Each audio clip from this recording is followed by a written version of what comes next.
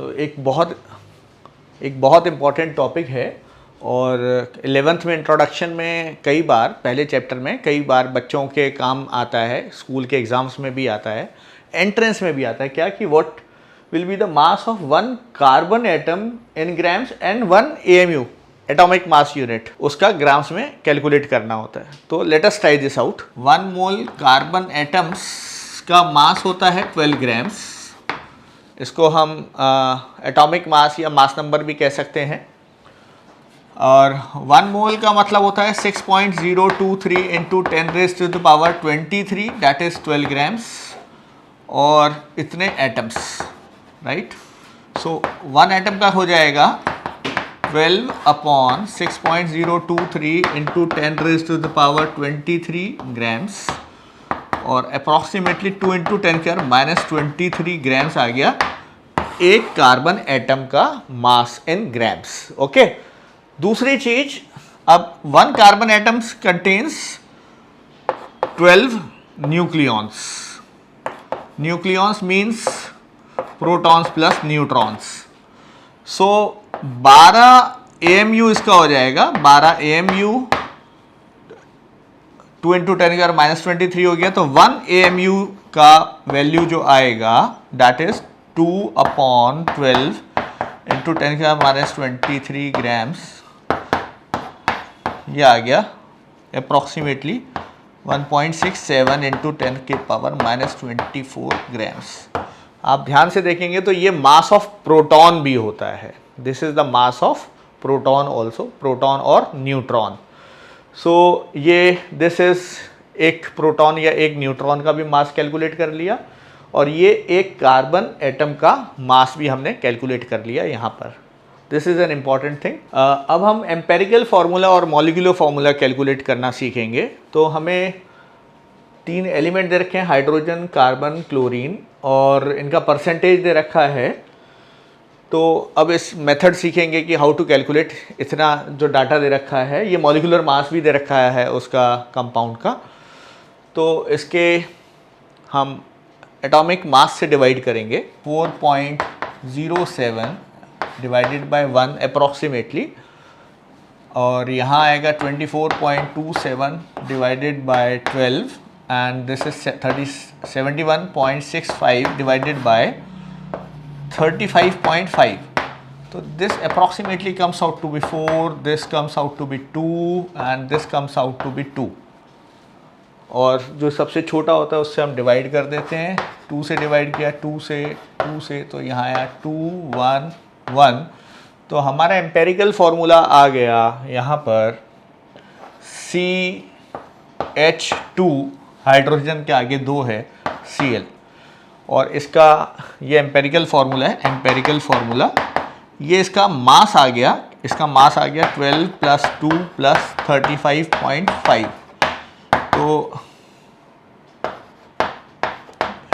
ये 49.5 is the empirical mass, empirical formula से। सो molecular mass को एम्पेरिकल मास से डिवाइड करेंगे तो वी विल गेट n। ये दे रखा है 98.96, अप्रॉक्सीमेटली 99 हो गया। 49.5 से डिवाइड करेंगे, विल गेट 2।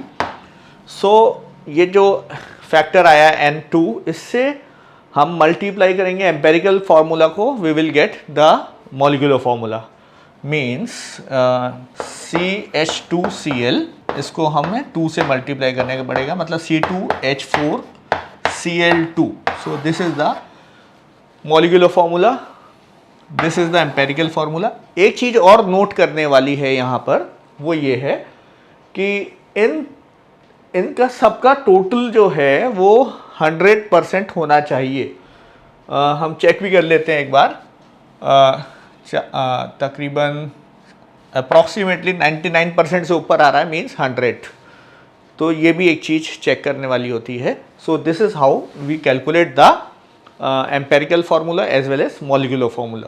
अब एक बहुत इंपॉर्टेंट टॉपिक है लिमिटिंग रिएजेंट, इसको समझना जरूरी है। तो इस एग्जाम्पल से समझने की कोशिश करेंगे। यहाँ पर हम कार्बन ऑक्सीजन के साथ रिएक्ट करके CO2 बना रही है। इन्होंने क्वेश्चन में पूछा है calculate the amount of CO2 that could be produce when 1 mole of carbon is burned in 16 gram of oxygen.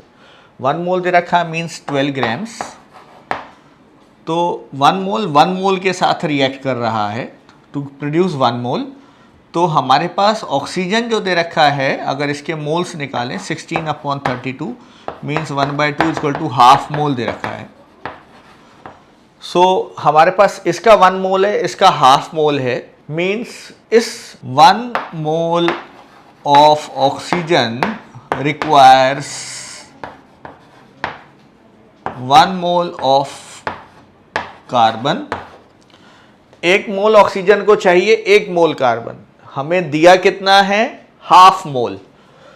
तो half mole of oxygen will require half mole of carbon, means कि हमारे को इसका अगर 1 मोल दे रखा है तो इसका भी 1 मोल चाहिए, लेकिन अगर इसका 1 मोल दे रखा है, इसका आधा दे रखा है, तो ये हमारे पास कम दे रखी है, जितनी ज़रूरत है उससे कम दे रखी है, और इसी को हम बोलते हैं लिमिटिंग रिएजेंट। मैं फिर से रिपीट कर रहा हूं इस बात को कि जो चीज कम दे रखी है, कौन सी चीज कम दे रखी है, हाफ मोल कौन सा दे रखा है, ऑक्सीजन, और ये 1 मोल दे रखा है, तो ये कम दे रखी है, तो ये खत्म हो जाएगी, मीन्स इसमें ये चीज देख लेते हैं। सो हमारे को हाफ मोल दे रखा है oxygen which is limiting reagent, और सो 1 half mole will react with half mole, तो हमारे पास ये हाफ मोल हम यूज करेंगे और हाफ मोल इसका बच जाएगा। तो इसमें कार्बन जो है अनयूज्ड जो बचेगी that will be half mole, पहली चीज। Okay, number 1 thing. Number 2 thing कि इधर हमें ये देखना है कि CO2 कितना मिल रहा है।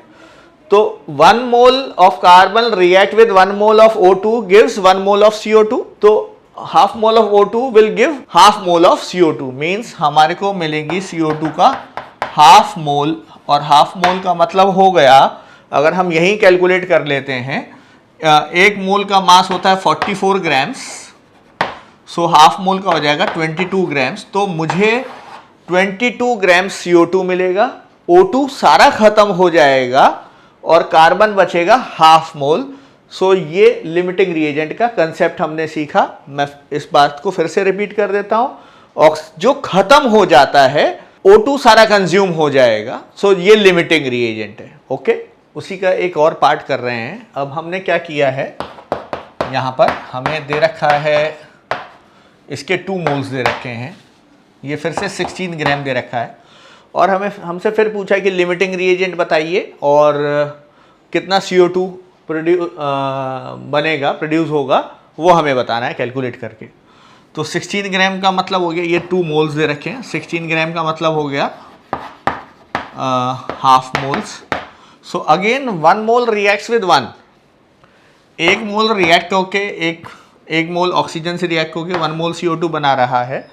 सो यहाँ half mole, we have got half mole of O2, so half will react with half, so ये बचेगा 1.5 मोल्स। फिर से लिमिटिंग रिएजेंट O2 है, यहाँ पर वो ख़त्म हो जा रहा है, ये 0 मोल बचेंगे, और हमें मिलेगा 1 से 1 मिलता है तो हाफ से मिलेगा half, means again I will get half mole CO2, या 44 into 1/2, 44 is the molecular mass of CO2, ये मिलेगा 22 ग्राम्स CO2 अगेन। सो ये लिमिटिंग रिएजेंट है। लिमिटिंग रिएजेंट में मतलब ये है कि जो रिएजेंट खत्म हो जाए, ये खत्म हो जाएगा, ऑक्सीजन यहाँ खत्म हो गया है। अब एक और इम्पॉर्टेंट टॉपिक पढ़ते हैं, स्ट्रेंथ। तो strength of a solution, strength of a solution, तो mass of solute divided by volume of solution, और इसको मास ऑफ सॉल्यूट जो होता है वो ग्राम्स में होता है, तो इसकी यूनिट ग्राम पर लीटर होती है। So this is how we can write mass upon volume in litres, ऐसे भी हम दिखा सकते हैं। Okay, so this is strength, mass of solute. अब अगर मैं इस मास ऑफ सॉल्यूट को डिवाइड करूं, वॉल्यूम ऑफ सॉल्यूशन तो लिया ही हमने, वॉल्यूम ऑफ सॉल्यूशन लीटर्स में और ये ग्राम में, इसको अगर मैं मॉलिक्यूलर मास ऑफ सॉल्यूट से डिवाइड कर दूं तो ये आ जाएगा number of moles divided by volume of solution, litres में वॉल्यूम ऑफ सॉल्यूशन है ये, और ये आ गया स्ट्रेंथ डिवाइडेड बाय, हमने मॉलिक्यूलर मास से डिवाइड किया। यहाँ जो मास of solute divided by volume of solution, इसको मॉलिक्यूलर मास से डिवाइड किया, तो इधर भी हमने मॉलिक्यूलर मास से डिवाइड किया, तो ये आ गई कुछ और नहीं है मोलैरिटी, वॉल्यूम ऑफ सॉल्यूशन। तो ये आ गया मोलैरिटी। सो मोलैरिटी जो है वो आ गया स्ट्रेंथ अपॉन मॉलिक्यूलर मास, या फिर आप क्या कर सकते हैं, स्ट्रेंथ को कैलकुलेट करने के लिए मोलैरिटी को आप मल्टीप्लाई कीजिए molecular mass of the solute से। सो ये भी एक रिलेशन है, मोलैरिटी को मॉलिक्यूलर मास से मल्टीप्लाई कीजिए आप, यू विल गेट स्ट्रेंथ, या फिर मास of solute divided by volume of solution, that is also strength. तो ये भी दो रिलेशन आ गए, एक स्ट्रेंथ का और एक स्ट्रेंथ और मोलैरिटी का। मोलैरिटी का एक फॉर्मूला अक्सर ये 10xg अपॉन m0 करके आता है, ये एंट्रेंस में ज़्यादा काम में आता है, और इसमें जो x दे रखा है, ये इसको हम एक क्वेश्चन से कि ये कैसे फॉर्मूला मिलता है इसको समझने की कोशिश करेंगे, एक तरह से डेरिवेशन समझ लीजिए आप।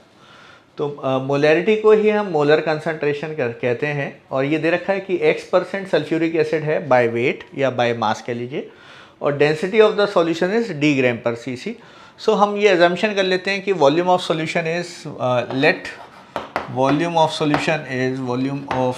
Solution is 1 litre. 1 लीटर को हम 1000 cc भी कह सकते हैं, एक ही बात है। So mass of solution will be, mass of solution is volume into density, volume is 1000 cc into density is d gram per cc, so ये आ गया 1000 d grams।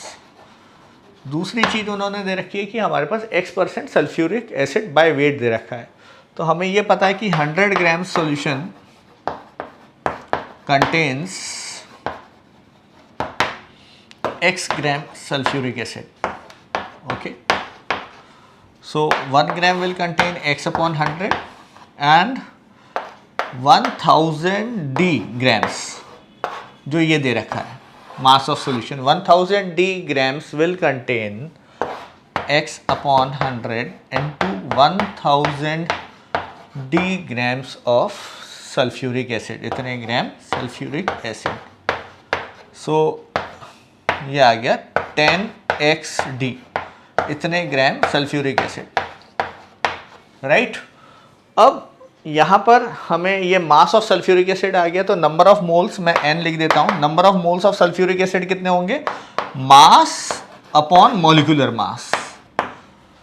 वैसे सल्फ्यूरिक एसिड का मास 98 होता है, मैं जनरलाइज लिख रहा हूँ m0।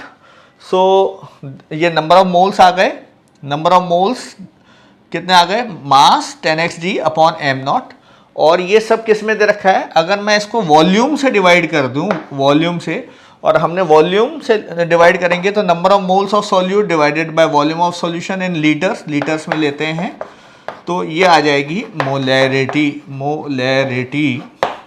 और यहाँ पर चूंकि ये हमने एजम्पशन दिया था 1 लीटर, तो यहाँ हम 1 से डिवाइड करेंगे तो भी वही चीज़ आएगी, 1 से अगर डिवाइड करते हैं। सो 10xd upon m0 is the molarity. अगर आपको x% दे रखा है, सॉल्यूट दे रखा है, परसेंटेज में दे रखा है, डेंसिटी ग्राम पर cc में दे रखी है, यूनिट्स ध्यान में रखने वाली बात है, ग्राम पर cc में दे रखी है। सो आप 10xd अपॉन m0 का फॉर्मूला यूज़ करके you can calculate molarity. Entrance में ये फार्मूला कई जगह काम आता है, जिसकी अभी हमने थ्योरी पढ़ी फार्मूला। तो मोलैरिटी कैलकुलेट कर रहे हैं हम using formula 10xd upon m0। उसका एग्जांपल है ये, यहाँ पर 95% सल्फ्यूरिक एसिड दे रखा बाय वेट, और हमारे को कंसनट्रेटेड सल्फ्यूरिक एसिड के सॉल्यूशन की डेंसिटी दे रखी है 1.84 ग्राम पर मिलीलीटर। मैंने कहा था कि डेंसिटी ग्राम पर ml या ग्राम पर cc में ही होनी चाहिए, नहीं तो आप कन्वर्ट कर लीजिएगा। तो मोलैरिटी इज इक्वल टू आ गया 10xd अपॉन m0 तो 10 into x is 95 into D is 1.84। फिर से कह रहा हूँ डेंसिटी ग्राम पर ml या ग्राम पर cc में ही लेनी है, डिवाइडेड बाय यहाँ मॉलिक्यूलर मास आ जाएगा, सल्फ्यूरिक एसिड का होता है 98। सो इसको हम कैलकुलेट करेंगे तो ये आ जाएगा 17.83 मोलर। मोलर या कैपिटल M भी लिखते हैं, ये यूनिट होती है मोलैरिटी की। So this is how we can calculate. ये 10xg/m0 का इस तरह के क्वेश्चंस आते हैं, न्यूमेरिकल्स आते हैं।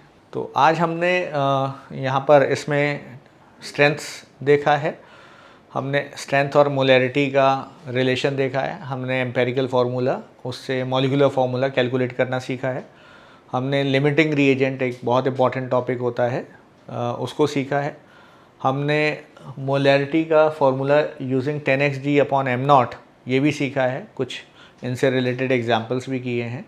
अगर आपको ये वीडियो अच्छा लगता है तो लाइक करें, सब्सक्राइब करें, शेयर करें, और अगर आपके कोई डाउट्स हैं तो कमेंट्स में लिखें, हम उस पर भी, या कोई और टॉपिक जो आपको नहीं मुश्किल लग रहा हो, नहीं समझ में आ रहा हो, तो आप कमेंट्स में लिखिए, हम उस पर वीडियो बनाने का प्रयास करेंगे। Thank you, God bless you.